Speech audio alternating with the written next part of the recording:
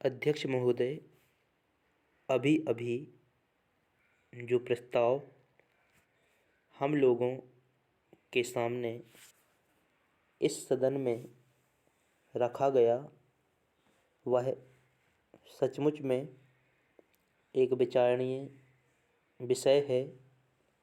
आज हमारे देश की हालत किसी से छिपी नहीं। हर आदमी जानता है कि देश के कई भागों में वर्षा नहीं हुई। इसके कारण देश के कई हिस्सों में, जिनमें कि बिहार प्रमुख है, अकाल जैसी स्थिति पैदा हो गई है। चाहे हम इस बात से कितना भी इनकार क्यों ना करें कि अभी तक भूख से किसी आदमी की मृत्यु नहीं हुई है, लेकिन यह बिल्कुल ठीक है कि अब ऐसी स्थिति होने में कोई कसर नहीं रह गई है। आप यह समझ लीजिए कि किसी दिन भी आपको ऐसा अवसर मिल सकता है कि अमुक स्थान में भूख से इतने आदमियों की मृत्यु हो गई और इतने पशु समाप्त हो गए। मैंने स्वयं इन इलाकों का दौरा किया है। करीब करीब हर गांव और कस्बे को देखा है। मैं जहां भी गया हूं, वहीं एक जैसी दुख भरी कहानी सुनने को मिली। हर ग्रामवासी के मुंह पर एक ही शिकायत है कि इस साल हमारा क्या होगा। उनके पास अनाज का भंडार समाप्त हो गया है।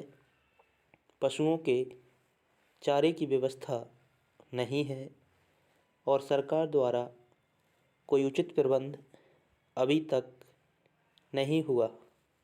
बेशक सस्ते गल्ले की बहुत सारी दुकानें खोलकर सरकार ने इस दिशा में एक सराहनीय कदम उठाया है, किंतु यह दुकानें अभी बहुत कम संख्या में हैं और गांवों से बहुत दूर दूर भी हैं।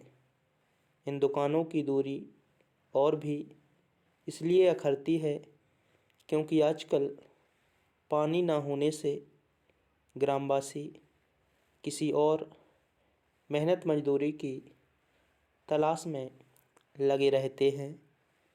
ऐसे समय यदि उन्हें अनाज प्राप्त करने के लिए अपने गांव से मीलों दूर जाना पड़े और उनके आने जाने में ही पूरा दिन समाप्त हो जाए, तो फिर आप ही बताइए वे बेचारे क्या करें।